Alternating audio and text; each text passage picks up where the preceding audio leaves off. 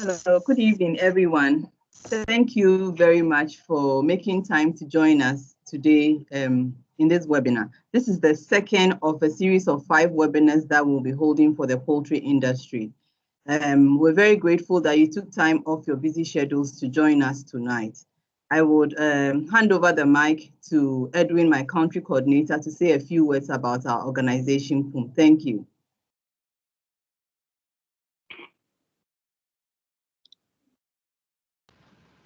Yes, thank you, Henrietta, and welcome everybody at our second poultry webinar of this evening. I hope I'm clear for everybody and everybody can hear me. Then I would like to introduce myself. I am Edwin Whitlocks. I'm the country coordinator for PUM for Ghana. And before we go to our speaker of the day, I would like to share a short presentation to tell you a little bit more about the PUM organization.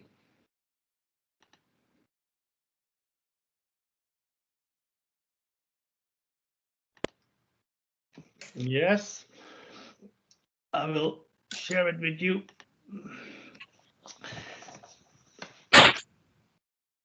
Okay. If you go to our website, www.pum.nl, you can find these quotes on our website. We provide entrepreneurs with advice for the sustainable development of their business. That is what we do as a volunteer organization. There you can also see that we exist more than 40 years. We are active in 35 countries, and we have nearly 1,700 experts covered by the following teams.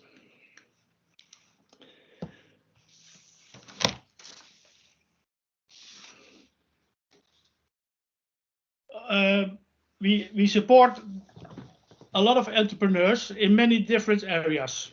On this slide, you can see the themes in which we have placed around 40 different sectors. I will not go through all of them with you, but you can see that we have a wide range of knowledge and experience. Today's topic, poultry farming, is part of the theme animal production, beekeeping, and fisheries. But how do we work? Well, on the one hand, we have about 1,700 experts who are willing to share their knowledge and their expertise. On the other hand, we see enough entrepreneurs in Ghana who could use some support. You can mute, please.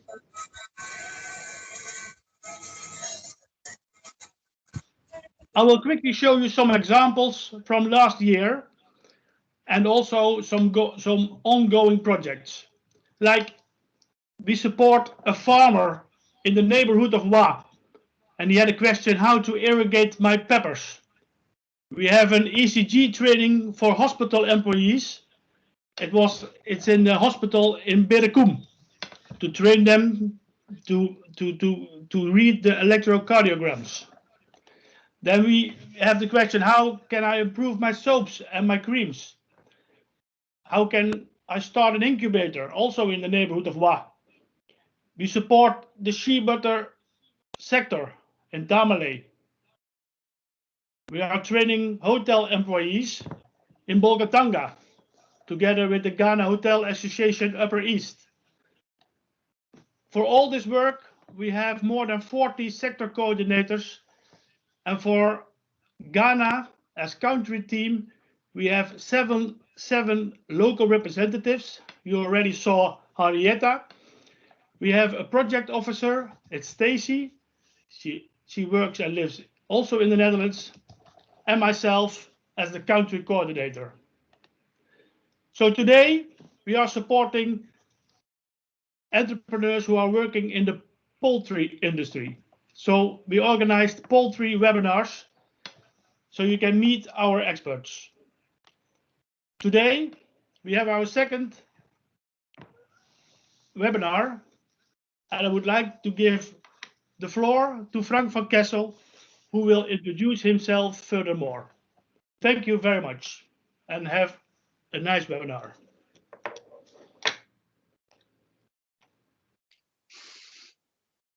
Good evening. My name is Frank van Kessel. I'm living in the Netherlands, and tonight I give you a presentation about feed and formulation of feed for poultry. I think that the presentation will take approximately half an hour. If you have questions, please ask them in the chat. I try to read it. If the question is small, I try to answer it. If the question is too big, I come later back to it. And maybe on mail if it's more sufficient for the answer. But if you have questions, please ask it in the chat of this Teams meeting. I try to share my screen. One moment, please.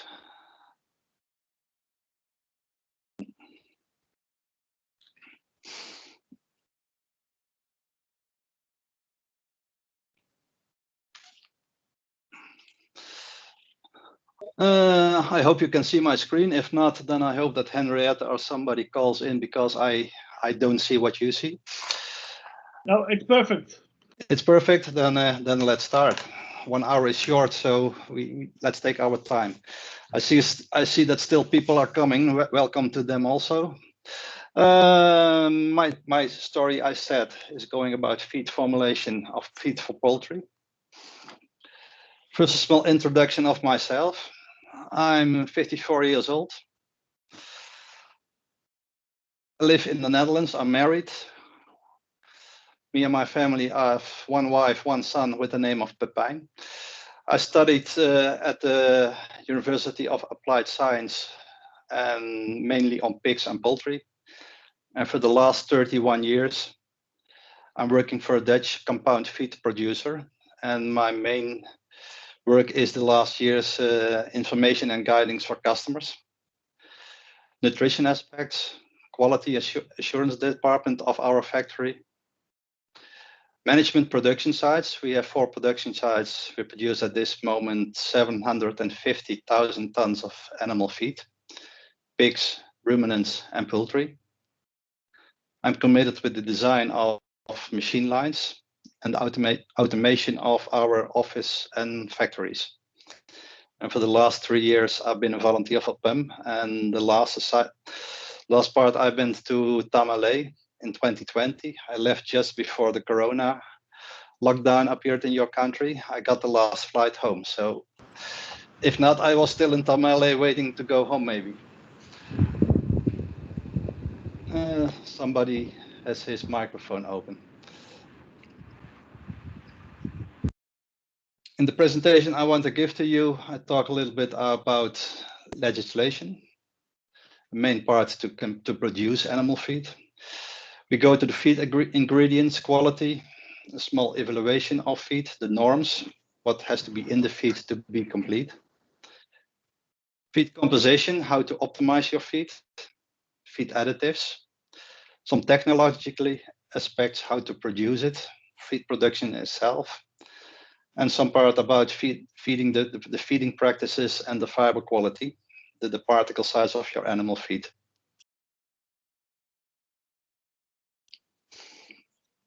The part most people forget, if you produce animal feed and you want to sell the animal feed, you have to register to your feed department.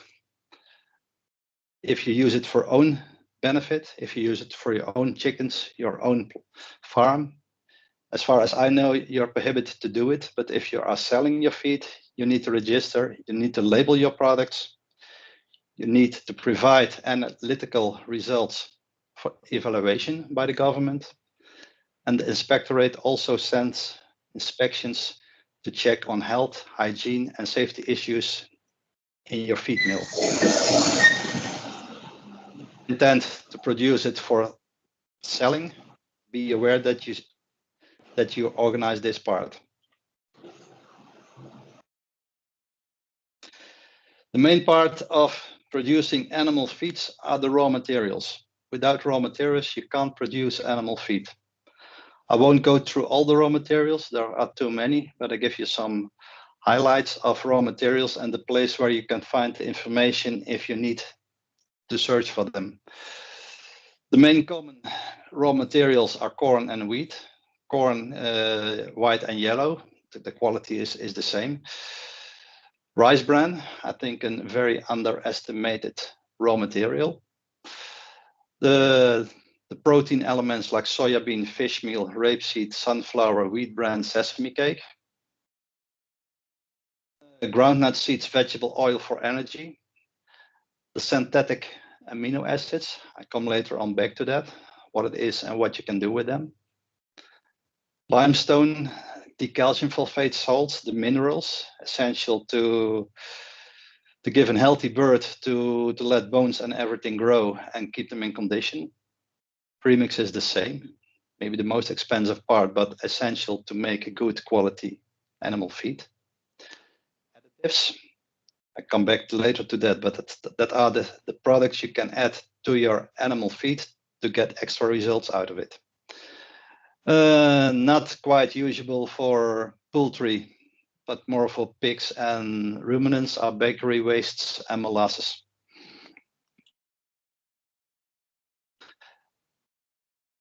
I want to recommend to you two sites, the site feedopedia.org and feedtables.com. Those two sites can give you information.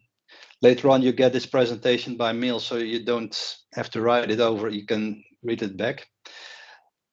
These two sites can give you information about nutritional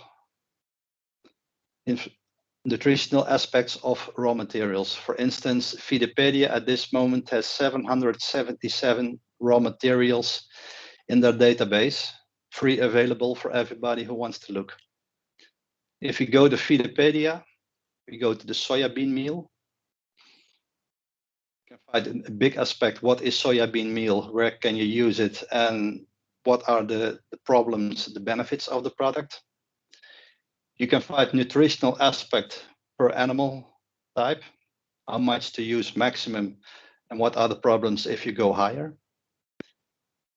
You get references where they find their information, so everything you can find back. And the main part you need as a nutritionist, as an animal feed producer, is the nutritional table. So what is in the product? Be aware, this table is built on dry matter, 88% dry matter, but all the components you see here are in dry matter, so you have to calculate 0.88 with this figure to get it in the product. So look carefully to these figures, but you can find everything in this table and on the other side.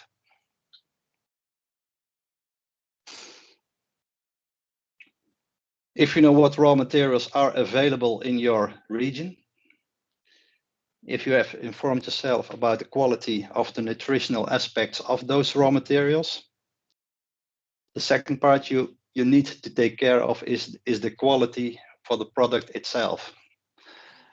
It's an illusion that all the maize you buy looks like this. So be aware of mold infection. Mold infection you can smell, mold infection you can see, and mold infection is a guarantee that you got toxins in the product, and toxins are not good for the animal. You lost production when you feed them toxins. The second part is insect damage. Those insects eat the best part of the cereal, the best part of the corn. You buy the full price, but the insects have eaten the quality. So be aware of that problem. And the mainly seen part is and sand. And I really want to mention sand. I've seen too much fish meal and oyster shells contaminated with sand. Contaminated with sand to make it more profit for the seller. But sand isn't nutritional quality, so it's not a benefit for you, it's a cost for you. So be aware that your product is not contaminated, or you have to be informed in 4, so the price is according to the contamination. The best way to control your animal, or the best way is to control your raw materials, is by your own body, smell, feel, taste. When an animal can eat it, you can taste it. And your eyes. You use your own equipment. Look for the quality if the raw materials look correct as they should be. Some smarter tips. I took my infection prevention seriously. If the product is too cheap, take care of the quality. It's not possible. Raw materials are not cheap. So when it's too cheap, there's something with it. Unknown sellers. If the seller is unknown to you, take extra care. The best way is to build a relationship on your supplier of raw materials. You know, you understand each other, and with problems you can talk to each other. And with an unknown seller, it's always a risk in quality. Take care of the last stock before the new harvest. At the end, everybody is cleaning his shed. At the end, you got more hulls and other contamination in the product. So if you need to buy raw materials in the last part before harvest, be aware of bad, inferior quality. I can tell you much more about quality of raw materials, quality of feed mill, quality of machinery. The time is too short for that. I recommend this site. It is an e-learning course. It's easy. It's good to hear and to read, and it takes all the aspects of quality feeding: how to produce it, how to take care of your machines, how to take care of your administration, and how to take care of hygiene. Now, as we also send flyers which give some information on the Take something, mommy. Take a book. If we go further to the presentation, you bought your raw materials, you controlled your raw materials.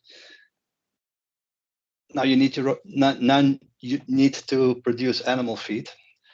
And first we go to the animal itself. For me, an animal as nutritionists, it's not an animal, but it's a factory. It's a chemical plant. It's a living organism with a capacity of a chemical factory you can find in the city. And every factory needs input. The input you have and where you can choose from are the genetics of the chicken. You buy the chickens. Genetics already give you an indication of the growth of the amount of eggs you get. The housing, if the housing is not good, if the housing is inferior, the quality of your end product, of the amount of eggs, of the meat is bad. You can't correct all your housing problems with animal feed and genetics. Health is the same. If your animals are in bad health, if you're not done your vaccinations as told in the last webinar a month ago, your condition of the birds is bad and the production also low. Water quality, water and feeding, they work together. If your water is not enough, if it's bad, if your water system for drinking is not suitable for the type of animal, so it's too high, too low, they can't drink easy. Their feed consumption is lower, the feed absorption is lower, so your factory won't work. Likewise, the feeding, if your feeding system is not compatible with the type of bird you have, so it can't eat easily, you have direct result in lower outcome of your eggs and your meat production. And the last part is the balanced feed.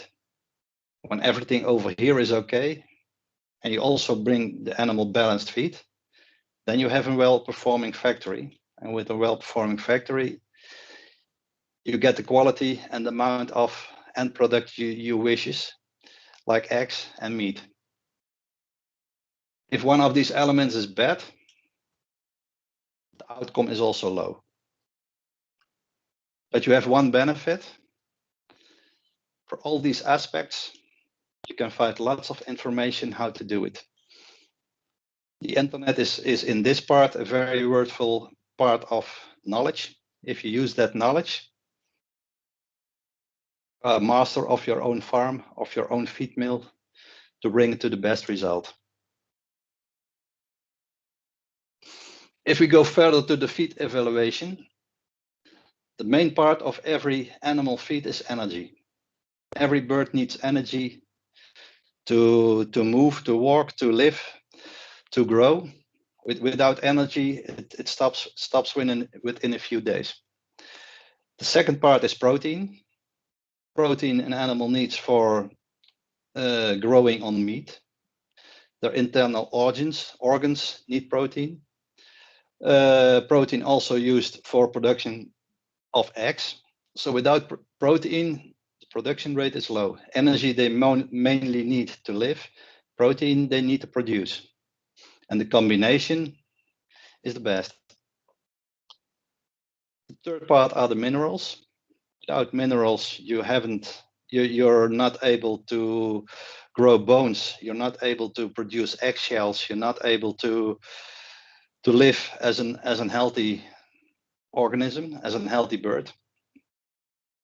And the last parts are the vitamins. Vitamins, you need the vitamins for the long during of the lifetime.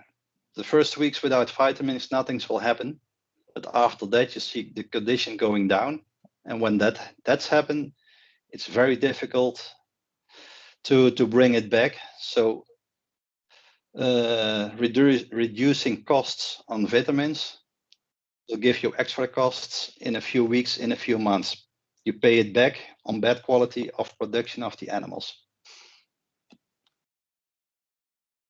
If we see the chicken back as the chemical plant I told you, every factory, every production site works the best is when everything is 100% available.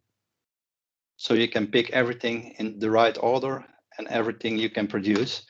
And if that's happened, you got a good quality, you get a good process. The outcome is as the genetic part of the animal can give you.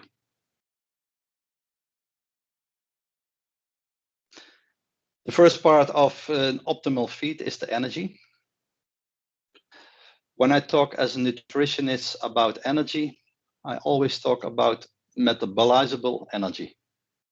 Not the gross energy, but the metabolizable energy. And the difference of these two is this is the total amount of energy in the raw material.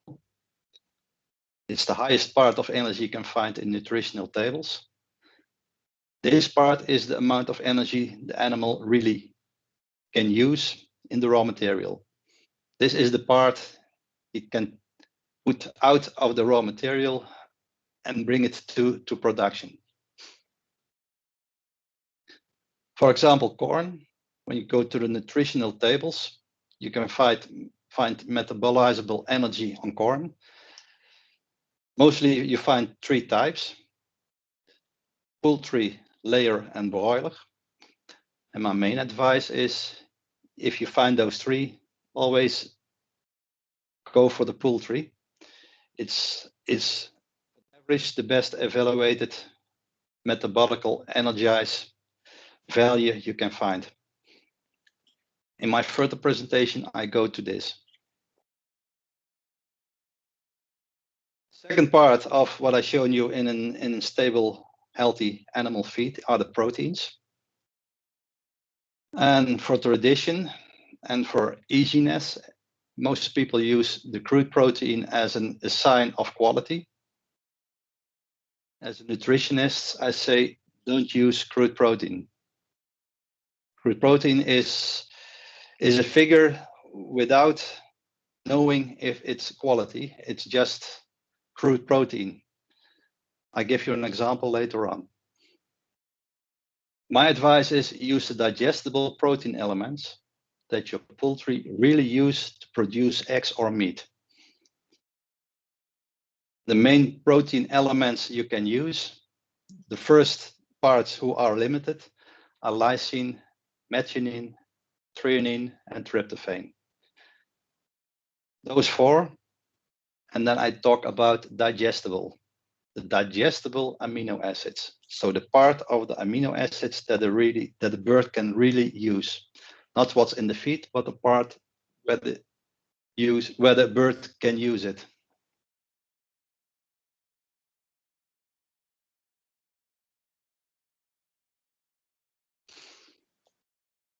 For example, we have corn, rice bran, soya meal. Corn has a crude protein percentage of 75 grams per kilogram. Lysine is 1.4. Methionine also 1.4. If you go to good quality of rice bran, the crude protein is double, but when you see the digestible lysine is more than double. So the quality of crude protein of rice bran is better than of corn. When you go to soybean meal, the crude protein is 435. Digestible lysine is 22.7. This is 3 times higher. This is 6 times higher. So this indicates that the quality of protein of the soybean meal is much higher than of the rice bran and the corn. So this is an indication that crude protein is not a good figure to give you a measurement of the quality of the product. Another part is why crude protein is a bad part to look further on. We have a product that's called urea, mostly used as to fertilize to use as fertilization. It's high on nitrogen, and when you calculate it, and for your ruminants they do it, it has a crude protein content of 2,860 grams per kilogram. Say that's not possible, but when you calculate crude protein, this is the true figure the calculation shows you. I've seen examples that urea is mixed up with fish meal. That's why you need a relationship with your supplier. To bring this figure up, the persons who control it on crude protein say it's a good quality, but urea doesn't have lysine, urea doesn't have methionine, so you only have a high figure without result, without knowledge, without any effect. It's even toxic to the bird. We have the benefit that these elements, these amino acids, you can buy them 100% in bags.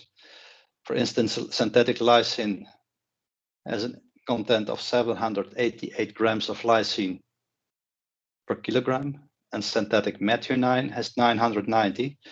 And with these elements, you can bring your animal feed in balance.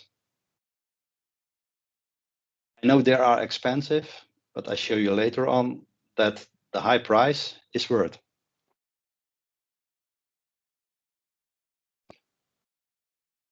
I talked about where you can find information about raw materials. I talked about the two main components you need in animal feed. That's the energy. That's the protein part, the amino acid part. Now I want to talk you quickly through some feeding norms of animal feed.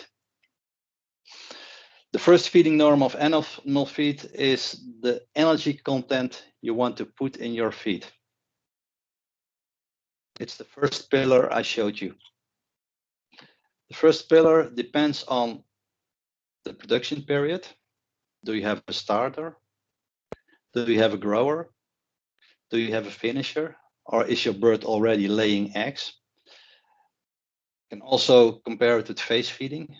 Do you use a 2, 3, or 5 steps phase feeding, and every step has another demand for energy?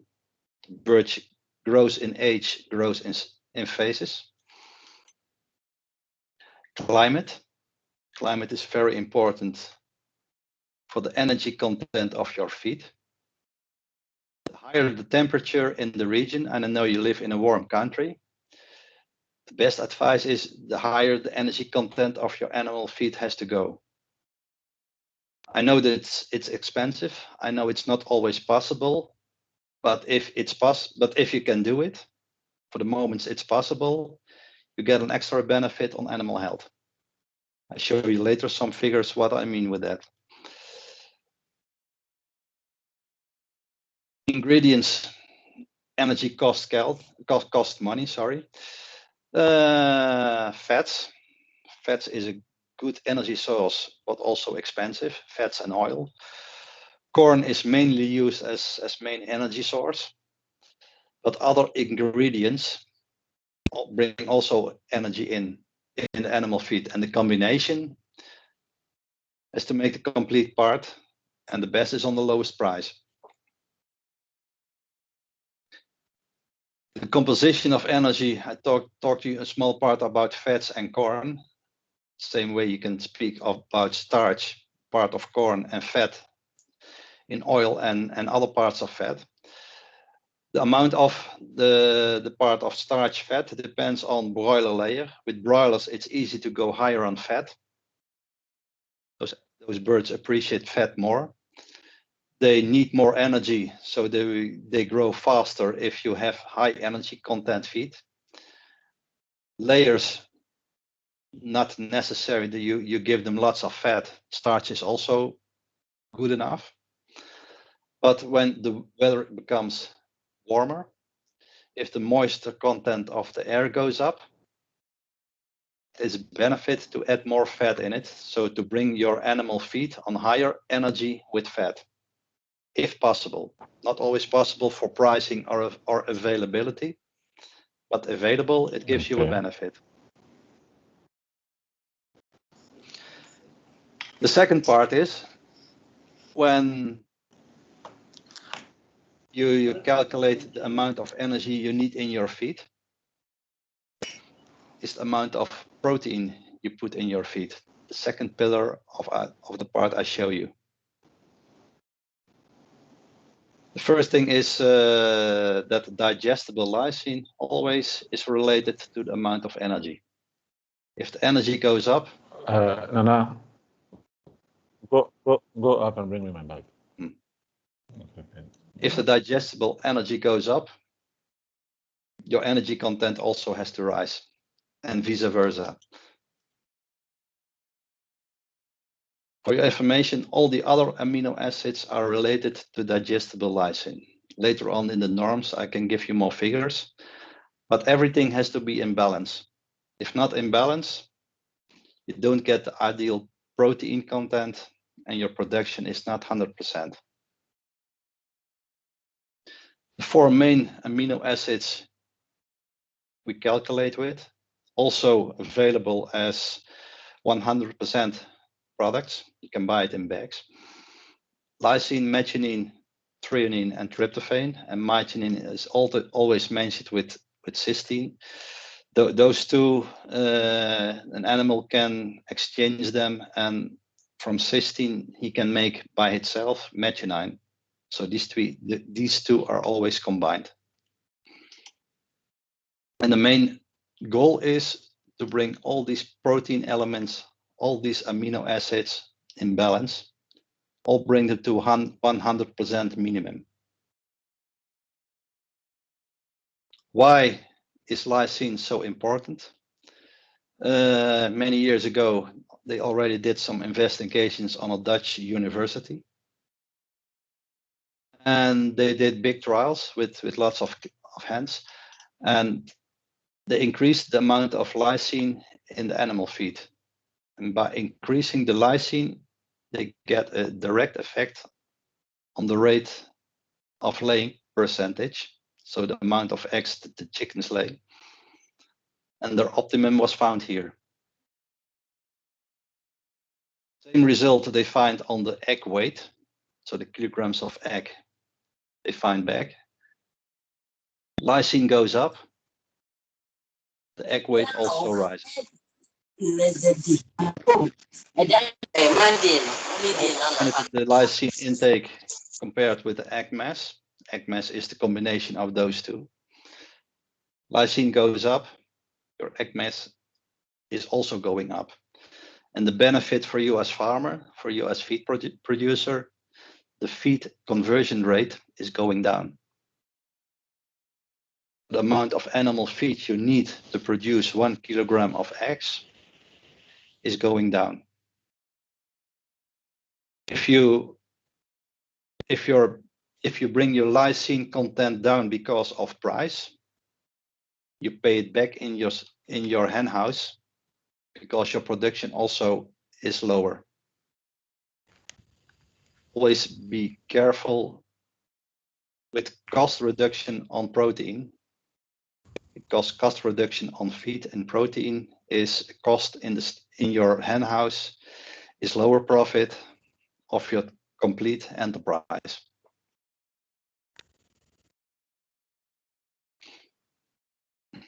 What do you need for healthy animals to bring in? These are feeding norms for layers. I also give them for broilers. I won't go to all these figures. The handhelds will send by email so you can read it in your own time with more attention than this 15 minutes I show you this. But the source of these figures are from Hendrix Genetics. But you also can find it from other type of layers. Every genetic hen has his own table, but mainly they are the same. What do you find here? What the feed content is of a starter, 0 till 5 weeks, a grower, 6 till 10 weeks, a developer, 11 till 18 weeks, and when the bird becomes a layer, and a layer he becomes when 2% of the birds are egg producing hens. You see the energy content goes from 2950, it lowers till 2700, and when they start laying eggs, they need the energy to produce eggs, so the energy intake of the energy amount of the feed has to rise. The same part you see with digestible lysine. A young bird needs to grow, needs to produce meat on his bones, needs to grow his organs, so it's high. When it goes higher, the amount goes lower, and when it's producing eggs, it rises again. And we did 0.68, and an animal intake of 150 grams per day. You come back to these figures and you find this optimum around those 800, 0.68. Manipulated with 1.15 is area of an optimum in your production. So it's balanced, and it's committed with science, and committed with tests also done by Hendrix Genetics and other parts. Other amino acids also calculated in this table. Linoleic acid, it gives you extra egg weight. Calcium you need for bones, but also need for egg shells. Available phosphorus, also need for bones and eggshells. They have to be in relation to each other. Sodium, it's important for basic parts of the body, and it's important for heat stress correction. The second part of a nutritional value in animal feed are trace elements. And normally these trace elements are put in the premix. If you buy premixes, talk with your supplier, read the label on the package of the premix, be informed what's really in the premix, and compare it with what's standing here, and make the difference if your premix is complete or just a premix on the label, but the intake is bad. It's unfortunately there are lots of premixes you can buy without all the elements I show over here. The same part counts for the vitamins. These vitamins part are essential for healthy animal feed. Also a part of the premix. So also a part on the label all the information the premix supplier has to give to you. Talk to him, speak with him, give him the information to you, and make your own control and calculations if everything is in it. And premixes are not cheap. If the premix is too cheap, ask yourself the question, what is the reason that it is so cheap? So be aware for too cheap premixes. The same part I give to you for broilers. 3 types: animal feed under 2 weeks, 2 till 5 weeks, and more than 5 weeks. The same information, but then for that type of birds. Trace elements, you find it in the premix, and the vitamins, also from the premix. What is the main goal of a good optimization of feed? The 100%. What happens if the feed is not 100%? For example, I have here an animal feed low on energy, high on protein, high on vitamins, and 100% on minerals. If you are feeding this animal feed to your chickens, your chicken cannot produce more than 75%. There is no more energy in your animal feed. So what happened? You got a loss because you put too expensive raw materials in your animal feed. The animal production goes down. Animal health will go down because he still wants to produce, but at the end he's eating himself. Animal condition goes down, so your factory is not running. And this part is waste for the animal, and he has to take extra energy and extra risks to put it out of his system. What is the goal of feed composing to an optimum? Bring all these parts to 100%. And if you are able to do that, the animal can produce as wished. Loss of too expensive raw materials are gone. And you run a healthy farm. That's the main result of balanced feed. The second part of balanced feed is the price. We want to do it balanced and as cheap as possible.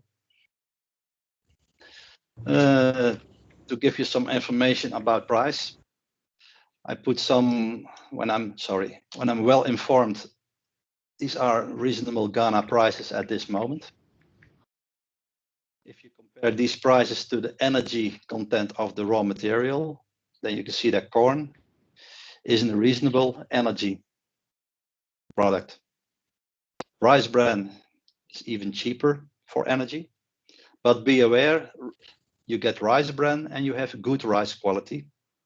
If you have good quality, the producer of the rice bran takes care of the production, and it takes care of the quality of the fat in the rice bran because it really quickly gets rancid, and rancid fat is not healthy. So you need to feed it fresh, or it needs to be conserved. But if you have a rice mill in the neighborhood and you get good connections with that rice mill, it gives you a benefit if you feed rice bran. Soybean meal is expensive on energy, and vegetable oil, it's expensive, but if it's available with the combination of rice bran and corn, you can easily go up in energy, what gives you a benefit when you have broilers. Same for lysine, digestible lysine. Corn, per gram of digestible lysine, you pay this. Rice bran still is a good quality of product if you know the rice mill and if the quality is really good. The soya meal, it's low on lysine price, and that's the reason I recommend always to look if you can purchase synthetic lysine and also the methionine and the other parts. It's expensive. It's really expensive, but on gram of digestible lysine, it's very cheap. And in combination of these raw materials and the synthetic lysine, you can manufacture a balanced animal feed with the end result that it's low on costs. But you need expensive raw materials like amino acids to accomplish that. It's easy for me to speak about composing your own animal feed, but the question how to do that, and that's the difficult part in this presentation. You can do it by hand. I can't explain it how to do it in a few minutes. So if needed, we have to take a day course to tell you. It's very difficult. I know some premix suppliers give you the service that they do it for you, but then you need a relationship and trust to do it. You can find independent nutritionists. I'm sure in Ghana there are. And else with internet you can go further, but also you have to trust them. You can use an app like the feed calculator. I give you an example of this app. I think it gives you a benefit as starting nutritionist. And you can buy your own software application, but also that's at this moment expensive. I talked about the feed calculator. I give you an example what the feed calculator is. The feed calculator is your own nutritionist on your telephone. You need an Android telephone. That Android telephone, you can put this app on. If you want to have more information, go to this website. It's free, so they don't charge you anything. I put it also on my telephone. I never got a bill for it. And it's optimized. It's a Dutch product. It's made by a Dutch university in collaboration with PUM. And at this moment, it's available for poultry, for pigs, and for fish. And it gives you a least cost formulation. So it calculates to the lowest costs for the formulation. At this moment, it's available especially for broilers, layers, even pigs, catfish, and talipa. And at this moment, they are also developing it for cattle, for milk. What can you do with this product? When you go to the broiler part, you can choose at five types of recipes. The normal recipes, and they say for normal farmers, for small farmers, and these are for the large scale farmers. And in large scale farmers, I don't see the amount of hens. I see more the intentions and the availability to produce to the max. And if you want to produce to the max, you take this one. If your housing and everything is not optimum, go for this one. You choose one of those. You get a long list of raw materials. You can select the raw materials available for your region. You can put in the price, at what price at this moment you can buy them. It gives an indication that you can make a 100% recipe. If not, you have to take extra raw materials in your list. And when everything is filled in, and be sure that you choose all the available raw materials, because he can give you an advice what to buy and what not to buy. And at the end, he gives you a recipe. And this recipe, this is for a standard broiler, this part, 1 to 2 weeks. Metabolical energy of 2,750. It gives you the price, and it gives here the bill of material. It's longer. My My screenshot is not long enough, but all the materials he calculated are shown here. And the amount you need to put in to produce 1,000 kilogram of animal feed. Same example I can give you for layers. This is in high layer formulation. The same prices, the same raw materials I shown you in the sheet with the boilers. He calculates. This is a high energy input, low on crude protein. That's the reason that it takes fat in it. And for extra information for you, the basic of this calculation is made by a Dutch animal feed table. Feedopedia.org also give information. And the main Dutch nutritionists at this moment participated in this calculation model. And the main part, your benefit, it's free to use.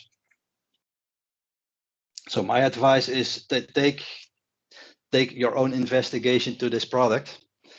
Because it's free, it's not a risk for you. Try to work with it and gain extra knowledge of what this product can give to you.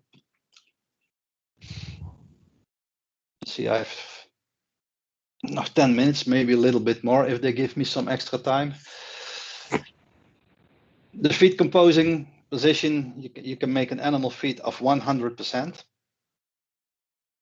And in the market, there are extra feed additives like enzymes. It gives you a benefit on more availability on phosphorus or on energy from cereals like wheat. Coccidiostates, essential for young birds, preventing coccidiosis. Take care of rotation and take care of effectively, and be aware that it's not permitted for laying hens and turkeys. Probiotica, it improves your digestive systems. As far as I know, these 3 are available in your country. Acids, if you need conservation. Medium chain fatty acids, if available, but you need more knowledge how to use it. If you need that, if you want that knowledge, please contact me, but this presentation is too short for that. If the yolk of your egg is too light, you can enhance it with chlorophyll yellow. Antioxidants for conservation of the fats. Toxin binders if you think there's a risk of toxins. And products to reduce heat stress at the bird. I put in this presentation 2 sheets of heat stress. Read it when you get the syllables at home. It's at this moment not suitable to go completely into the heat stress problems. But in the main part, you can find the basic information in this sheet and in this sheet. These are possible ways to do it by management. These are possible ways to do it by nutrition. But take care. First, let you inform how to do it exactly. Don't go try it directly by yourself. It's expensive and it gives you risks, but it can give you a benefit.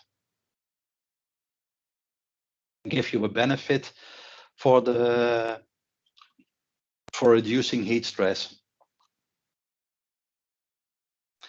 I want also to advise you, if you produce animal feed, take care of some administration of raw materials. You need to be sure what you have in stock. You need to be sure what you used in your production runs. At the end of the day, you need to calculate what is left in your stock and control it to make sure that you didn't make mistakes in this part. Also take samples of every production and keep it in stock just to control if necessary afterwards.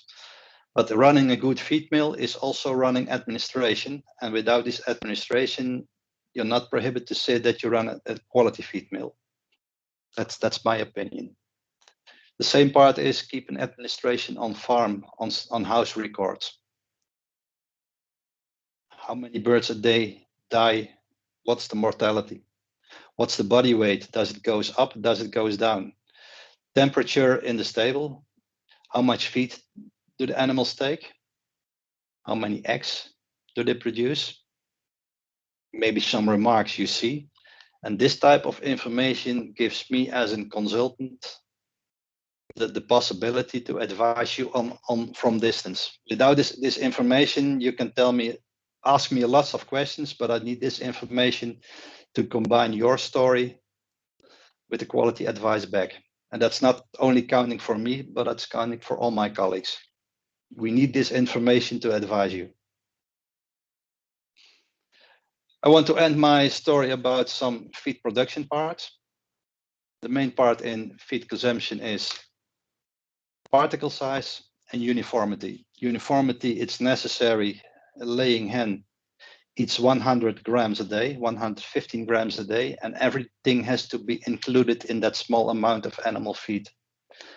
And the particle size has to be adaptable for the bird, so not too big and not too small. Mainly is in hammer mill used, maybe some places use it in roller mill. And for the hammer mill, I have one advice. Somebody has his microphone.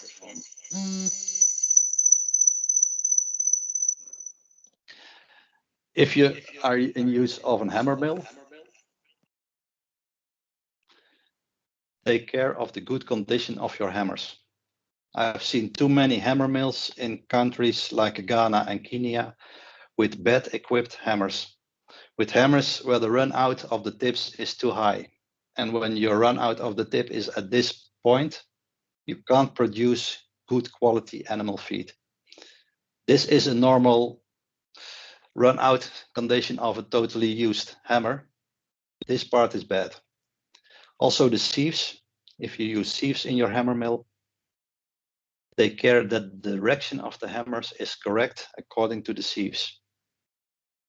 The direction of the hammer rotation has to be perpendicular, it has to be hook on the dial of the screens over here. When I take this, I never find a straight angle, a straight line of holes. If I go this I can find, but I always have to find a way that I can't find a right angle of holes. Same here, over here in this part, this is the rotation way of the hammer. Not so, not that way, not so. This is the only correct way.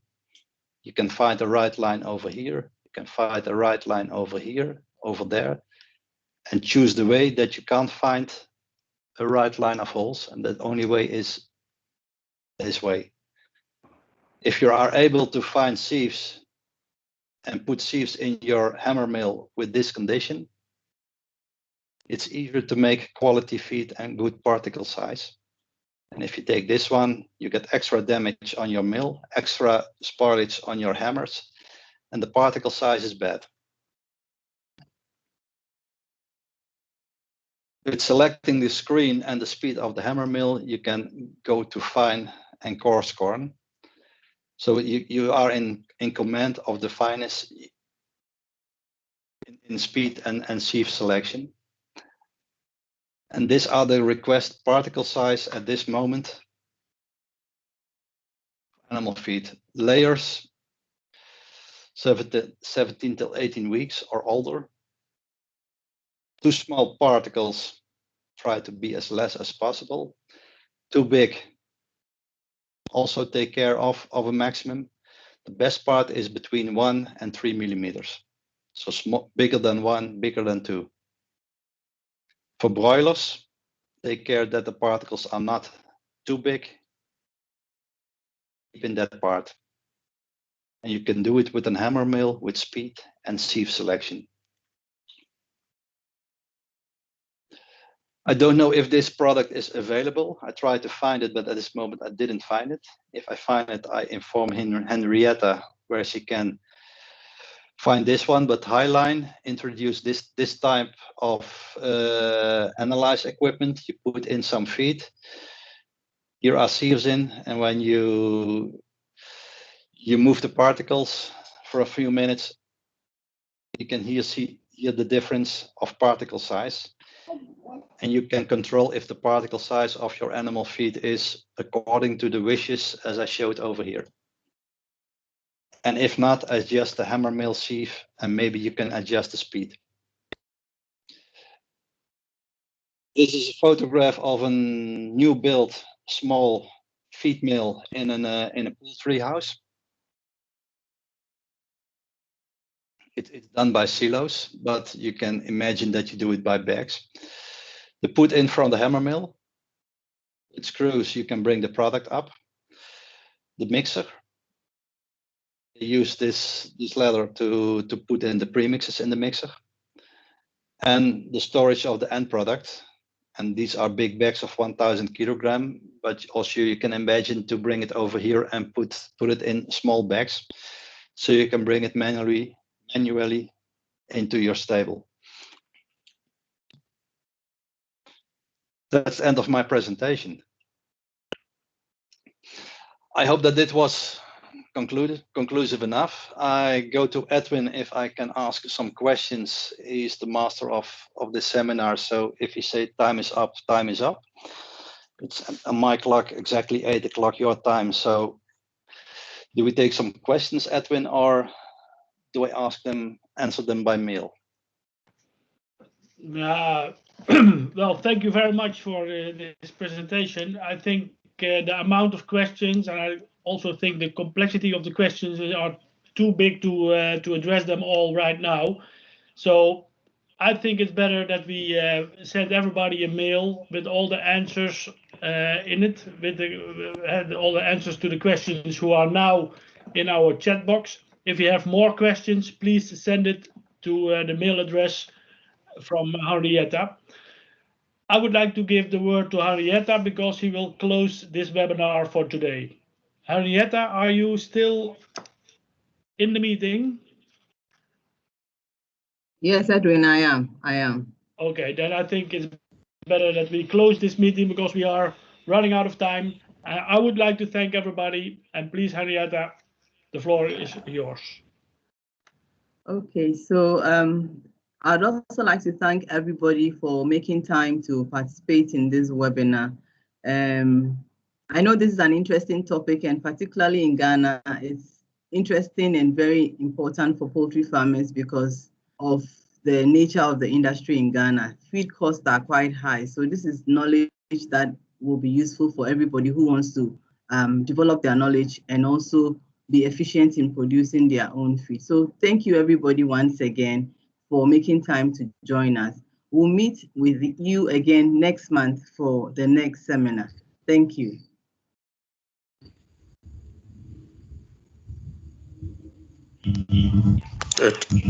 Thank you. So I thank you. So please, you can sign out and leave. Edwin, as Edwin said, we will send out the responses to every question that has been raised. And if you do have extra questions that you would want us to address, then kindly send it to my email or WhatsApp. The various WhatsApp I've been sharing around. You can come back to me and then we'll have it addressed for you accordingly. Thank you. Thank you, everybody. See you. Bye.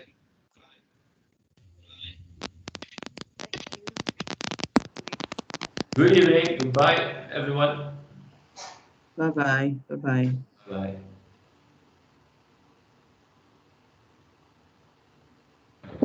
Thank you very much, Henrietta, for having me. Thank you.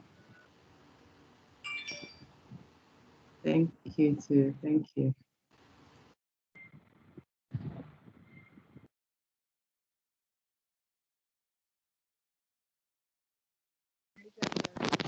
Thank you very much.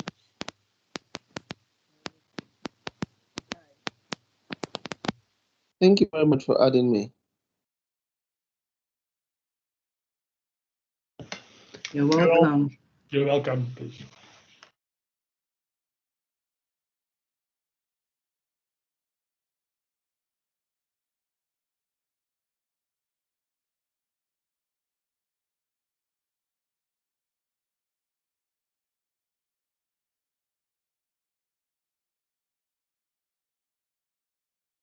Mhm.